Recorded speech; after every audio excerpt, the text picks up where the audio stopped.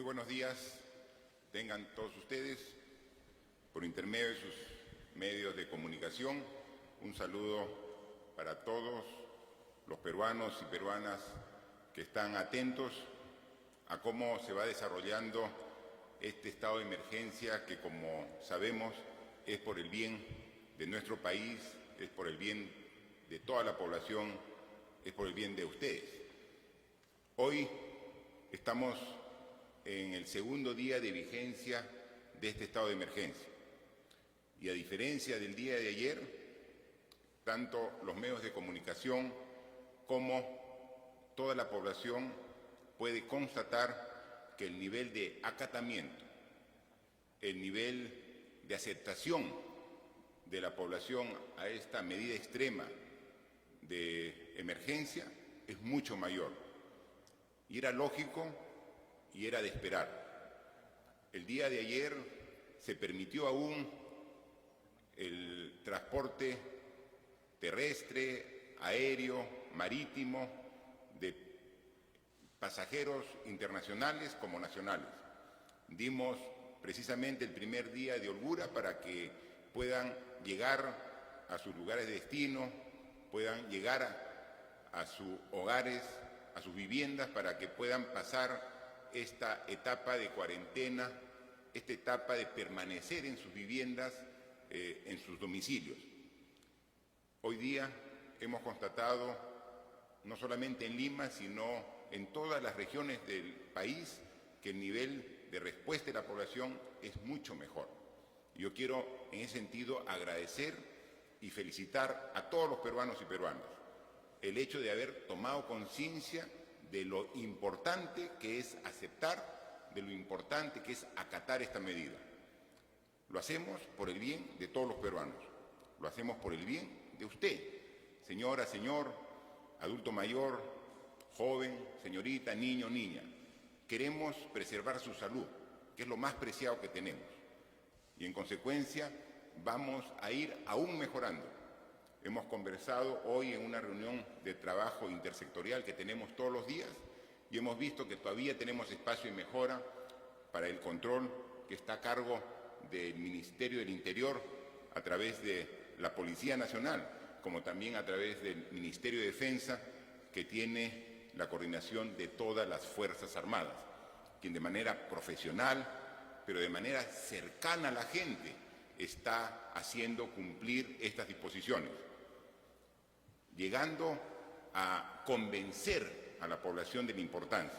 O sea, no solamente lo que prima aquí es la fuerza, aquí lo que está primando es la razón, y por eso es que hemos visto, por ejemplo, que algunos indicadores objetivos, como el consumo de energía eléctrica, de un día normal bajó en un porcentaje significativo ayer, cerca de una disminución del 25%, y para el día de hoy ha sido otro 25% adicional, lo que quiere decir de que se está logrando la medida que hemos propuesto a través de este decreto supremo de emergencia y que la población está respetando, pero no toda la población, y ahí es el llamado a la reflexión. Siempre hay personas que tratan de sacarle la vuelta a la norma, porque se permite, como saben ustedes, y así está especificado en la norma, el tránsito de trabajadores que pueden ir a los centros que expenden alimentos de primera necesidad. Se permite que puedan transitar los trabajadores de todo el sistema de salud, que son los que tienen que estar en los hospitales para atender las emergencias. Está permitido que los trabajadores que facilitan la venta de los productos en las farmacias, está permitido que también funcionen los grifos para que el abastecimiento de combustible no tenga ningún problema, como también todo el sistema financiero se permite.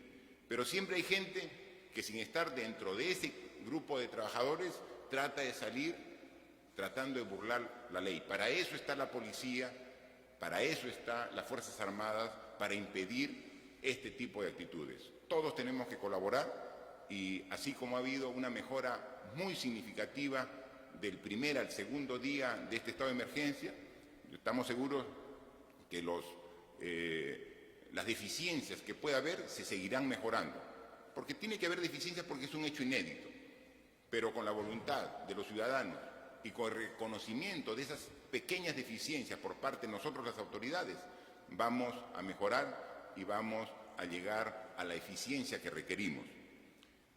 Por ello tenemos que decirle que, por ejemplo, hoy ha habido algunos inconvenientes por cuanto, como a las 12 de la noche, ya estaba prohibido el tránsito interprovincial, entonces se encontró algunos buses que traían pasajeros del norte, del sur, que habían salido el día de ayer cuando estaba permitido y que la hora del corte del transporte lo agarró antes de llegar al destino. Obviamente, las Fuerzas Armadas y la Policía, con el criterio que corresponde, los ha permitido llegar a su destino, no los puede dejar a medio camino, con la clara decisión de que es por esta oportunidad, porque han salido durante la hora permitida aún. Eso ya no va a ocurrir el día de hoy, porque ahora ya no puede salir de ningún terminal terrestre de pasajeros, pueden salir buses con destino interprovincial. Ahora ya no, entonces ya mañana ya no se va a permitir la flexibilidad que ha habido hoy día. Lo mismo ha ocurrido también en algunos aeropuertos. Hemos encontrado que ha habido pasajeros que tenían destino a regiones del Perú que tenían que partir el día de ayer en la noche, pero por cuestiones climáticas se suspendió el vuelo y se quedaron estos pasajeros en el aeropuerto. Hoy, en horas de la mañana, hace una hora, a través de los aviones de las Fuerzas Armadas, hemos dado la facilidad para trasladar a esos pasajeros a su destino, ¿no? Porque tenían previsto viajar el día de ayer y por un hecho que no es responsabilidad de ellos se habían quedado varados en el aeropuerto. Estamos haciendo ese esfuerzo para no perjudicarlos. También ocurre lo mismo con pasajeros internacionales que se han quedado en otros países.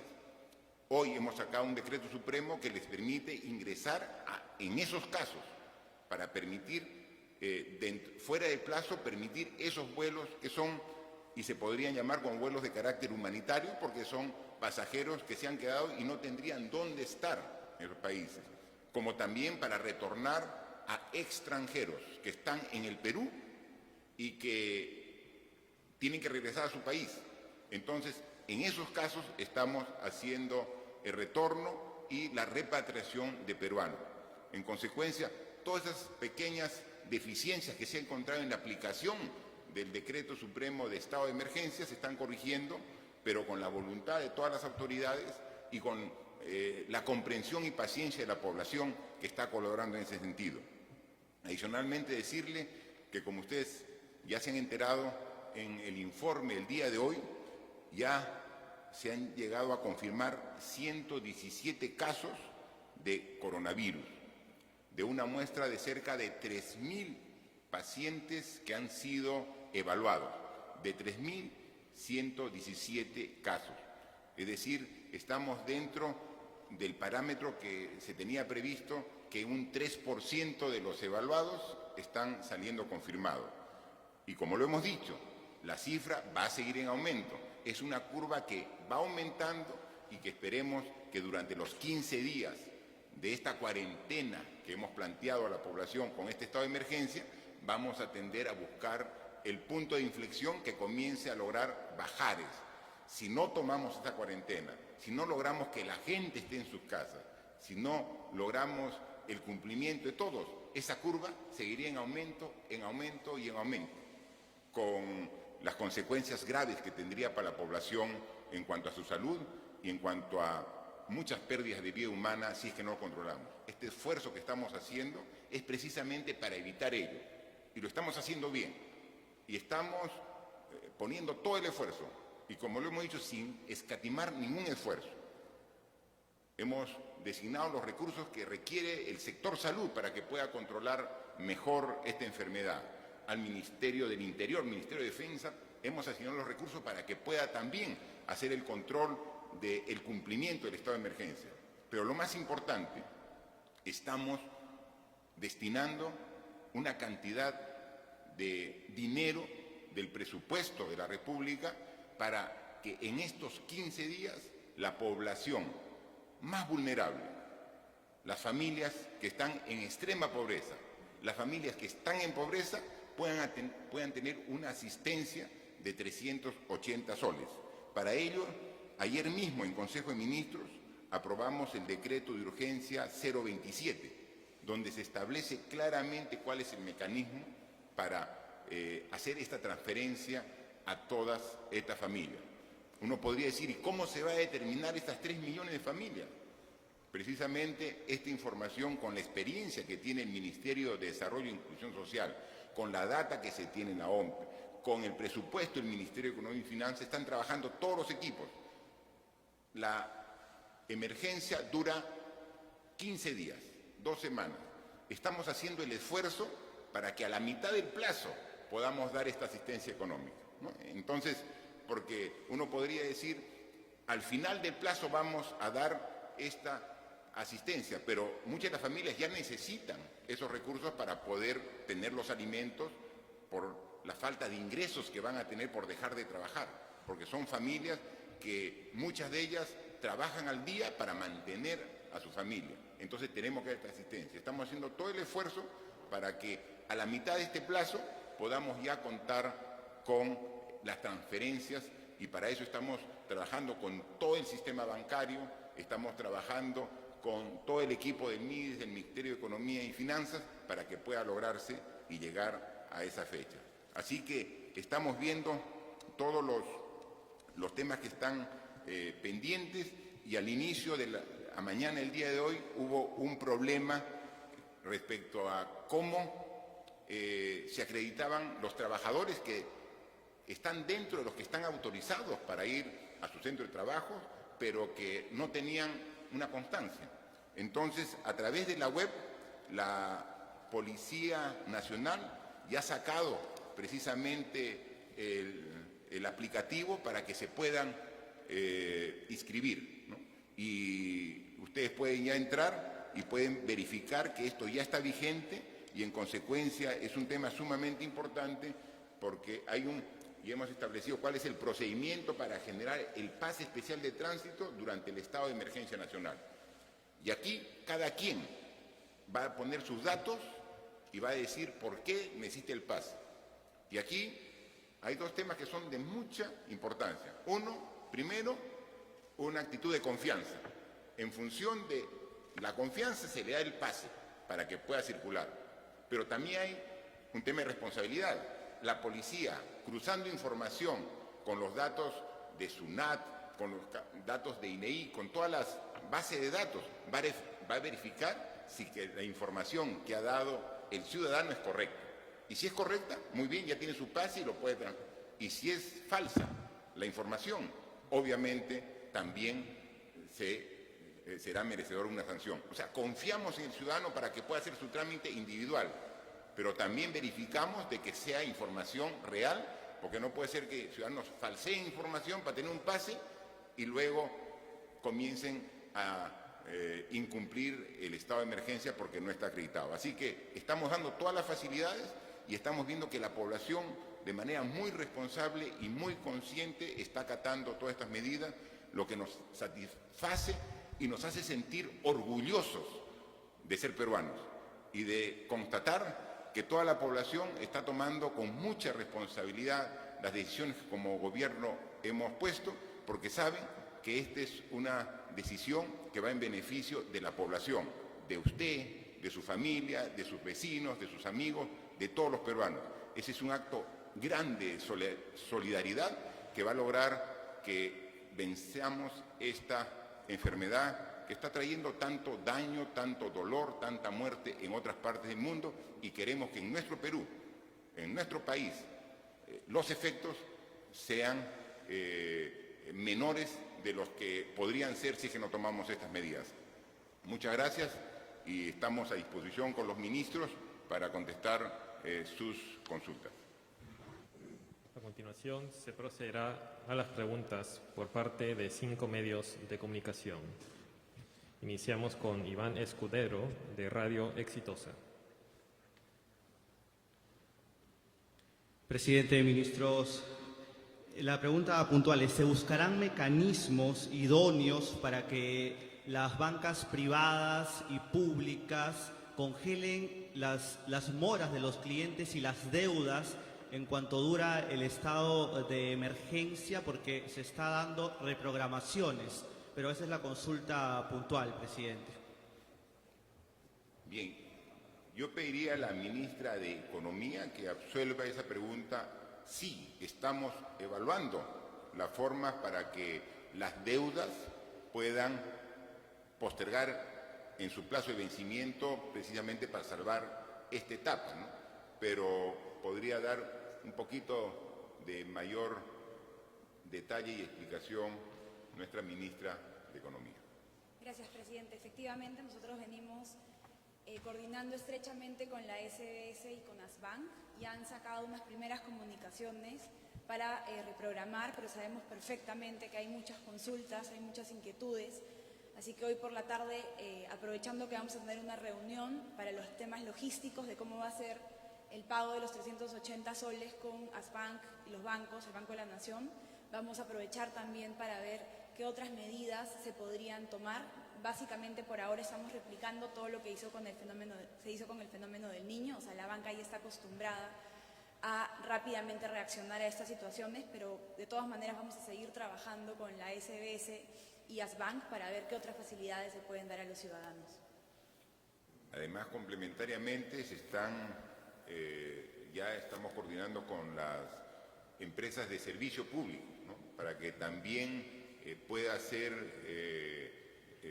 un desfase en el pago de los servicios del mes de marzo, ¿no? Eso también se está viendo con las empresas de suministro de energía eléctrica, de servicios de agua potable en los domicilios, para que puedan hacer un desfase y permitan retrasar esos pagos. Estamos trabajando con ellos y apenas tengamos resultados de estas conversaciones, obviamente se harán de conocimiento a la población. Siguiente pregunta, a cargo de Katia Gutiérrez, de Canal N. Presidente, buenas tardes, ministros, buenas tardes. Quería hacerle algunas consultas. Primero a la ministra de Salud sobre el estado de los pacientes que actualmente están contagiados, los 117, en qué condiciones están, cuántos están hospitalizados, cómo van evolucionando los primeros casos. Y segundo, al presidente, si es que evalúan o han evaluado o han visto la posibilidad de prorrogar este estado de emergencia. ¿Existe la posibilidad de ello? Muchas gracias. Ministra de Salud, por favor. Gracias, presidente. Los pacientes que tenemos hospitalizados son 13 al día de hoy, de los cuales 3 de los pacientes están con ventilación mecánica y 6 están con oxígeno. Perdón, de los 13 pacientes, 3 con ventilación mecánica, 10 pacientes hospitalizados con oxigenoterapia en condición estable. Asimismo, queremos decir que el resto de pacientes se encuentran en sus domicilios cumpliendo su aislamiento domiciliario y la evolución de ellos es estable. No hay pacientes complicados en la gran mayoría. Es lo que se estaba previendo. Además, como ustedes ya sabrán, tanto el caso cero como sus familiares han evolucionado adecuadamente. Y en esto queremos hacer un llamado de tranquilidad a los ciudadanos. Tal cual como se informó desde un inicio, solamente menos de un 20% de los pacientes infectados van a requerir hospitalización, es decir, oxígeno y en algunos casos más graves, ventilación mecánica. Pero el problema de la infección por coronavirus no es el número de casos que van al hospital y el número de infectados en la máquina, sino es la velocidad de dispersión que tiene este COVID-19 y que infecta a personas, adultos mayores y personas vulnerables, que son ese pequeño grupo que no tiene un sistema inmune lo suficientemente competente y que hace que de manera exponencial empiecen a aumentar los pacientes que van a los hospitales y de ese grupo van a ir a ventilación mecánica. Entonces, en estos momentos es sumamente importante ser solidarios y responsables y en defensa de la vida y la salud de todos nuestros ciudadanos, de nosotros mismos, de nuestros padres, de nuestros abuelos, de nuestros amigos, cumplamos la cuarentena domiciliaria. Si no lo hacemos, vamos a estar viviendo lo mismo que pasó Italia, lo que pasa España, y no queremos eso para nuestro país. Muchas gracias. Bien, para complementar la respuesta de la periodista, como lo ha dicho la ministra, creo que ya es una buena muestra para ver más o menos cómo es la evaluación y cómo se va dando la enfermedad en su evolución. Porque, mire, hay 3.000 personas que han tenido síntomas y que han dicho, creo que estoy con el COVID-19, 3.000 personas. A las 3.000 personas se le ha tomado la muestra y de las 3.000 hay 117 que han dado confirmado. Más de 2.800 negativos. Es un resfrío común que han confundido con el COVID. Entonces, esa es la primera relación, ¿no? Más o menos, cuál es la proporción de los que creen tener y los que realmente tienen. 117. Ahora, de los 117, hay 13 que han requerido ir al hospital. Lo que quiere decir que hay 104 que están enfermos con el COVID-19, pero están tranquilos en sus casas, porque los síntomas son leves. 104 de los 117 están en sus casas cuidando la cuarentena, porque tienen que estar en sus casas porque si no estarían contagiando a los demás. Entonces, por eso están 104. Pero 13 están en hospital. De los 13, 10 están en una cama, pero no de UCI, no de cuidados intensivos. Está en una cama porque requieren oxígeno 10, ¿no? Como es un tema, por sus características, que baja su capacidad respiratoria, entonces están con oxígeno. O sea, tranquilos, sin mayor peligro, hay 10 que tienen. Entonces, miren, de los 3.000 que pensaban que tenían, 117 infectados, 104 en su casa, 10 en hospital, pero sin mayor problema. Pero hay 3 que sí están en estado delicado, que ya no solamente requieren oxígeno, sino que requieren ventilación mecánica. 3, ¿no? Entonces, si fueran no 117 contagiados, sino si fueran 10 veces más, si fueran 1.000, ya no requeríamos 3 con ventilación mecánica. Más o menos en la misma proporción requeriríamos 30. Y si fueran 10.000 contagiados, ya requeriríamos 300. Es por eso que queremos contener, porque a 3 pacientes que requieren unidad de cuidados intensivos podemos ver. A 30 podemos. Ya a 300 ya rebasa la capacidad que tenemos en el sistema de salud para atender. ¿Se dan cuenta por qué es la importancia de cumplir este aislamiento social? A veces sí, pero ¿cuál es el aislamiento social? Es simple, quédate en tu casa. Eso es aislamiento social, ¿no? Porque a veces uno pone términos menos difíciles. Aislamiento social, ¿qué consiste? Quédate en tu casa, nada más. Y comparte con los tuyos. Y haz cosas que nunca habías, por el trajín diario que no haces. Comparte con tu familia, quédate en tu casa, con tus hijos, si tienes nietos, con ellos quédate. Haz algo que no hacías antes, que el día a día no te permitía. Y eso te está ayudando a salvar vidas, porque evitas el contagio y entonces tienes hasta ahora 3. ¿Va a aumentar? Va a aumentar. Sabemos que va a aumentar. El estado de emergencia no significa que no aumentan, van a seguir aumentando, pero va a llegar un momento en que se contiene. Eso es lo que buscamos en el estado de emergencia. Y por eso le contesto la segunda pregunta. ¿Va a requerir prórroga? Nosotros creemos que no. O sea, no es necesario prórroga en la medida que cumplamos bien el estado de emergencia. Si cumplimos bien el estado de emergencia, con 15 días es suficiente. Eso dicen los expertos y nosotros tenemos que creer en los expertos. Los expertos que analizan este tema, que han comparado otras realidades, dicen que con 15 días cortamos la transmisión del virus. O la hacemos tan lenta que la tenemos bajo control. Pero si cumplimos, si le sacamos la vuelta y comenzamos a circular tratando de sorprender a la policía. Oye, ¿dónde está el control de la policía? Me voy por el otro lado para que no me vea.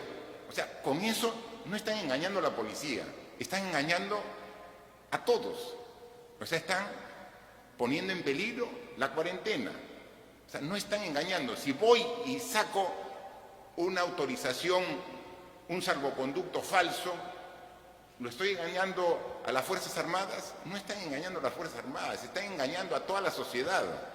Es importante respetar. Si cumplimos la cuarentena en estos 15 días, pero de manera seria, todos los peruanos, suficiente. Cortamos la transmisión porque la disminuimos y la tenemos bajo control. Eso es lo que queremos. Pero para eso, miren todo el esfuerzo que estamos haciendo. Y lo que queremos, que este mismo esfuerzo sea en todo el país. Y aquí es el llamado para los gobiernos regionales. Señores gobernadores regionales, ayúdenos.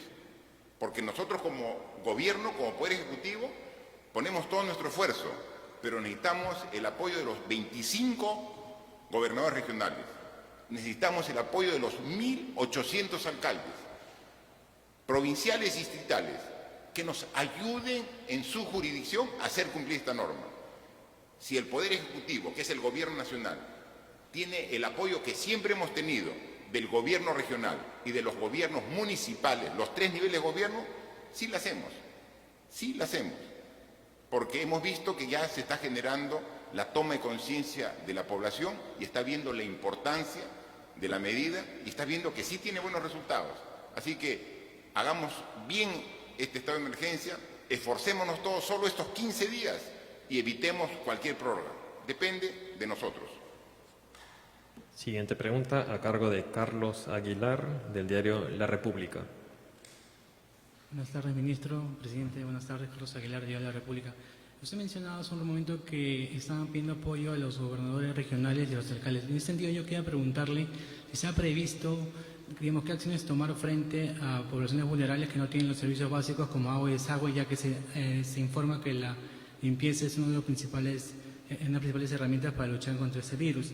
También quería preguntarle si el gobierno va a tomar acción respecto a las denuncias referidas a que se ha aumentado los precios de la canasta básica, de algunos productos básicos, y quería preguntarle si el gobierno está preparado para afrontar, sea el resultado que sea después de estos 15 días. Gracias. Bien, efectivamente, aquí algo de positivo que nos va a dejar esta enfermedad es que tenemos que mejorar nuestro sistema sanitario y nuestros hábitos de higiene. Y así como ahora nos lavamos permanentemente las manos con agua y jabón, nos cuidamos de tocar elementos contaminados, esa costumbre, ese hábito, no va a ser solo de 15 días, ¿no? Tampoco va a ser de los 3 meses que dura la emergencia sanitaria.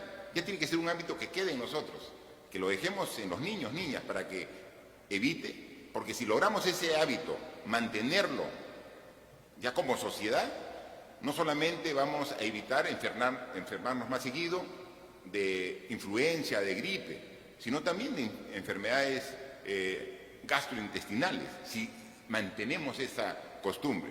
Entonces, creo que también van a haber resultados positivos de todo este esfuerzo que estamos haciendo y hay que continuar haciendo. Pero hay que continuar también trabajando en la priorización de las obras de saneamiento. Pero como las obras de saneamiento toman tiempo y seguimos trabajando, hay algunos lugares donde el agua potable solamente llega a través de cisternas. ¿Qué tenemos que hacer? Aumentar ese esfuerzo.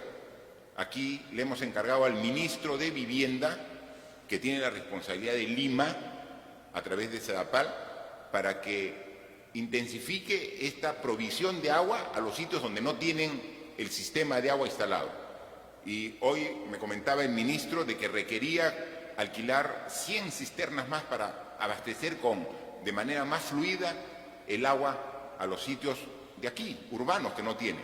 Obviamente, inmediatamente le hemos autorizado y está procediendo a través del Ministerio de Vivienda contratar 100 cisternas más. Eso lo hacemos acá, pero también tiene que hacerse en el resto del país. Y ahí es ahí donde les pedimos a los gobiernos regionales, a los municipios, para que también puedan asumir esa responsabilidad. Porque gobierno somos todos y estamos divididos en 3 niveles. Gobierno nacional, gobierno regional y gobierno municipal. Así que están colaborando y están trabajando. Efectivamente, como usted dice, algunos productos han subido de precios. y es que la logística de transporte está un poco difícil en estos primeros días. Hay algunos camiones con productos de primera necesidad que han sido retenidos en este primer día en su tránsito desde la zona de producción, desde las chacras, hasta los mercados, la zona de consumo. Pero eso se está solucionando en el transcurso del día. Está viniendo el limón del norte, sí, pero está detenido por el control que se está haciendo. El Ministerio del Interior ha visto, ha dado facilidades y viene. Mientras que demora en llegar, sube un poco el precio en el mercado. Es lógico y natural. Llegan los camiones, otra vez se regula solo. Entonces, porque la producción sí igual. La producción agrícola, la producción de productos de primera necesidad continúa. En consecuencia, la dificultad de abastecimiento coyuntural temporal está siendo solucionada para que los precios inmediatamente otra vez se estabilicen. Así que no va a haber ningún problema. Siguiente pregunta a cargo de Jacqueline Martínez de ATV. Presidente, ¿cómo está, ministros? Muy buenas tardes. Quería saber si es que se sabe o se ha llegado ya, digamos, a cuantificar en qué tipo de fase estamos. En Chile han anunciado que están en la fase 4. Queremos saber cuál es la de acá. Y una pregunta adicional. Esta mañana hemos recibido un sinfín de denuncias en INEN, en el Rebagliati, sobre pacientes que están denunciando que sus citas han sido canceladas sin previo aviso y que incluso no pueden recoger sus medicamentos. Son pacientes que están esperando diálisis, que están esperando quimioterapias, que ya las tenían agendadas para el día de hoy. ¿Qué va a pasar con ellos? Por favor, esas dos preguntas. Gracias. Bien, como le decíamos al principio, esta medida extrema de un estado de emergencia siempre va a traer dificultades, pero tenemos la mejor actitud, disposición y voluntad para superarla. Hemos dicho que los hospitales, los establecimientos de salud no van a atender en toda su cobertura, es decir, las consultas van a tener que ser reprogramadas, porque lo que queremos es evitar en estos 15 días la concentración de gente para evitar la propagación del virus. Pero hay citas que no se pueden reprogramar. Si hay un paciente que necesita diálisis, tiene que tener la diálisis, porque si no, obviamente está afectando seriamente su salud. Hay pacientes que tienen diversos tratamientos médicos que no se pueden postergar. Esos tratamientos continúan, pero como hay una confusión inicial, se genera un desorden en este primer día. Tanto la ministra de Salud, para los establecimientos que corresponden al MINSA, como la presidenta de Salud, con quien participa en las reuniones intersectoriales para todos los hospitales de salud, están monitoreando estas deficiencias que sí ha ocurrido para hacer la diferenciación de qué se posterga porque no es urgente y qué cosa no se puede postergar porque es urgente. Y eso se está aclarando y en el transcurso del día. Por eso a la gente lo que tenemos que decir es un poquito de paciencia. Queremos lo mejor para todos y esas dificultades iniciales de esta aplicación del estado de emergencia se están superando. Y sobre respecto a qué fase está, estamos en la tercera fase, que es lo que se considera que es el contagio comunitario, ¿no? O sea, al inicio hubo el caso cero, primera fase, apareció el COVID-19 en el Perú, primera fase, pero los primeros días comenzó a haber segundo, tercer caso y eran casos importados. Decía, ¿tú estás infectado? Sí. ¿Qué pasa? He llegado de Europa, he estado en España, he estado en Italia, o me he contagiado de una visita de un turista que estuvo en Italia. Entonces se tiene claramente trazado cuál es la causa del contagio. Entonces esa es la fase 2, que aumenta el contagio, pero son casos importados.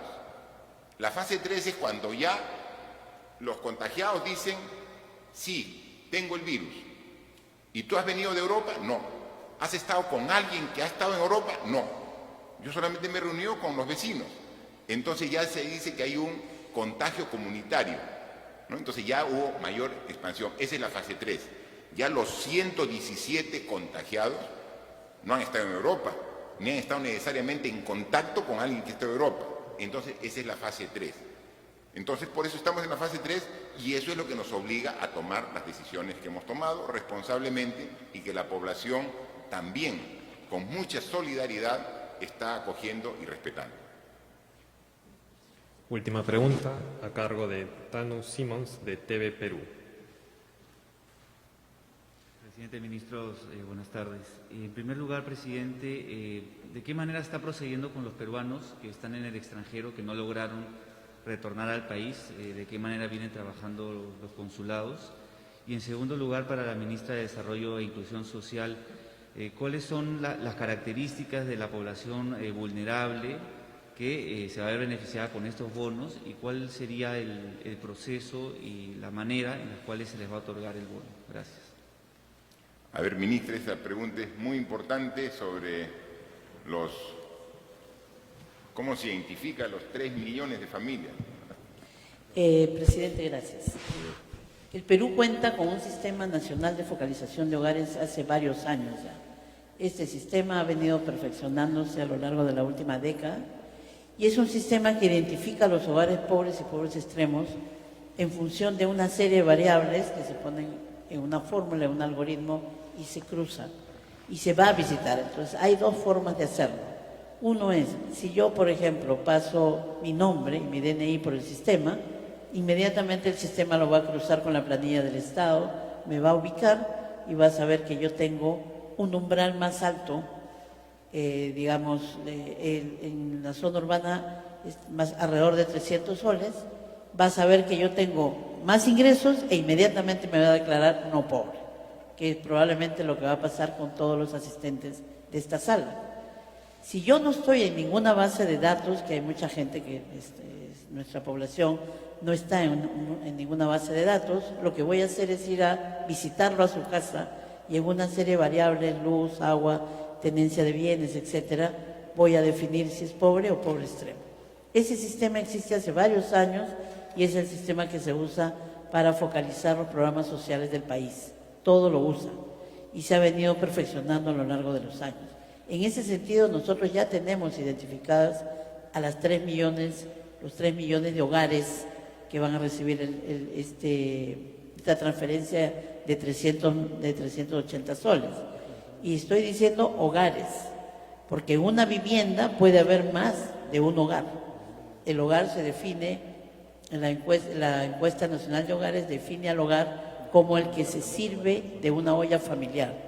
Y nosotros sabemos que en las viviendas puede haber uno o más hogares. Lo que vamos a cuidar, y eso está garantizado, es que cada familia reciba, la que tiene necesidad, 380 soles y no se duplique. Obviamente estamos preparando todo la logística para entregar este servicio. El MIDIS tiene experiencia en esto, pero estamos triplicando nuestra capacidad. Y como decía el presidente, puede haber algunos errores que estamos corrigiendo inmediatamente. Y con la prensa y con los aportes de los ciudadanos y ciudadanas, lograremos que esto sea una entrega tranquila y en condiciones sanitarias. Ese es un tema muy importante. Le ruego paciencia a la población. Vamos a sacar una plataforma donde uno va a poder poner su DNI y va a saber si accede al bono y dónde va a cobrar. Y eso todo es online, porque estamos hablando de zonas urbanas. Transferencia es básicamente para hogares pobres y pobres extremos en zonas urbanas. Gracias, ministra. Efectivamente, ¿no? Hay un sistema ya muy elaborado y que se ha ido mejorando y perfeccionando en los últimos años, que es el que usa precisamente el MIDIS para poder llegar a estas familias, ¿no? Entonces, se tiene toda la seguridad que no van a haber vivos que se van a querer aprovechar, porque uno con su DNI va a autorizar. Entonces, yo pongo mi DNI, lo pongo en el sistema, pongo el DNI y dice, Martín Vizcarra, ¿eres extremo pobre? No. ¿Eres pobre? No. No puedes. O sea, simplemente el sistema te rechaza. Entonces, porque ya está, y para eso es la base de datos donde están todos los peruanos. Y entonces, uno puede decir, una persona X, si es pobre. Y entonces su esposa pone también, es pobre, pero son el mismo hogar. Entonces pueden ver papá, mamá y 2 hijos, 4 personas. Están calificados cada uno como pobre, pero también ya están identificados que son parte de un solo hogar. Entonces este apoyo de 380 soles, que también tiene un cálculo, no es una idea que se le ha ocurrido a alguien 380, ¿no? Es cuánto es la canasta básica que requiere una familia. Es 755 soles para un mes. Esto es 15 días. Sale como 377. Se está redondeando a 380. O sea, hay un cálculo para llegar al... O sea, no es una cifra improvisada, es fruto de un análisis. Y entonces uno va a ver y tiene cuáles son los miembros de la misma familia. Entonces, no es que se va a duplicar, no es que se va a sorprender, ¿no? Entonces, hay todo un sistema, felizmente, que no se está trabajando ahora. No es que estamos en este problema y que tenemos que atender a la población vulnerable y se va a hacer el listado, la base de datos. Ya existe la base de datos. Esa base de datos se ha ido ajustando y perfeccionando. Precisamente con el último censo del INEI se va también corroborando la información con la visita domiciliaria, en función de dónde trabaja, cuánto gana, los programas sociales. Todo ese cruce de información nos permite tener una alta confiabilidad. Que pueda haber algunos errores pequeños, seguramente va a haber, pero el programa en sí es altamente confiable para asegurar que este dinero, un gran esfuerzo del gobierno, vaya directamente a las personas vulnerables y que realmente lo necesitan. Por último, consultaba sobre peruanos en el extranjero. Ya está viniendo el primer vuelo de Estados Unidos y llega ahora en la tarde. Ahora en la tarde llega un vuelo de Estados Unidos con peruanos que han sido identificados, que fueron registrados en el consulado y que justo les agarró el cambio, o sea, la restricción cuando ya estaban por venir. Entonces viene un vuelo que ahora en la tarde llega de Estados Unidos y que además también hay extranjeros que les ha agarrado la restricción y que no regresa. Ese mismo avión que viene con peruanos de Estados Unidos se va con estadounidenses, regresa a su país. Así vamos a ver, también hemos visto que hay lo mismo, un requerimiento de peruanos que están en México. Entonces va a haber un vuelo de México para acá y regresa. Se da cuenta que la norma es estricta, pero tiene esta pequeña flexibilidad para casos excepcionales. No es que vamos a comenzar a traer, no. La frontera está cerrada y se va a seguir cerrada. Vuelos comerciales no va a haber y vamos a respetar estrictamente el cierre de frontera. Pero un caso excepcional, que se quedó un grupo de colegiales que fueron de una visita a México. O sea, no podemos dejar a esos muchachos allá. Entonces hay que traerlos al país, ¿no? Entonces, pero no es que estamos quebrando la norma de cierre de frontera. La cierre de frontera se continúa y no vamos a tener y vamos a hacer de cumplimiento estricto en estos días. Por último, decirles de que lo que estamos viendo es una gran demostración de solidaridad de los peruanos. Y creo que esta enfermedad nos está haciendo reflexionar a todos sobre actitudes no muy convenientes que hemos tenido, no los peruanos, en general, como sociedad. Actitudes quizás de demasiado individualismo y hasta de egoísmo que hemos tenido, que nos han llevado a este tipo de circunstancias. Creo que ahora la propia naturaleza nos está obligando a ser más solidarios, en no pensar solamente en qué cosa es lo mejor para mí, no solamente qué cosa es lo mejor para el entorno cercano, qué cosa es lo mejor para la sociedad. Creo que esta enfermedad nos está haciendo reflexionar a todos y nos está obligando a un cambio de actitud. Un cambio de actitud que no solamente debe ser de 15 días, un cambio de actitud que debe ser permanente. Hemos visto fotos satelitales de que, por ejemplo, China, con las medidas que puso para combatir la enfermedad, disminuyó de manera significativa el nivel de contaminación, que se nota desde el espacio. Quizás hasta la propia naturaleza nos ha pedido que reparemos sobre nuestro comportamiento y que seamos más cuidadosos y que seamos más responsables, responsables con la naturaleza, responsables con la sociedad, responsables con nuestro entorno, con el prójimo. Y creo que esta lección la estamos aprendiendo y aquí en el Perú estamos tomando conciencia para un cambio de actitud que nos permite salir de esta enfermedad, pero más allá de ello, que nos permita tener una mejor relación entre todos los peruanos. Y eso creo que va a ser muy positivo como una demostración de toma de conciencia en nuestro país. Muchas gracias y estaremos siempre en comunicación para darle las últimas informaciones. De esta manera culmina la conferencia de prensa del presidente de la República, Martín Vizcarra, acompañado del presidente del Consejo de Ministros y demás ministros de Estado. Ha hecho un llamado a continuar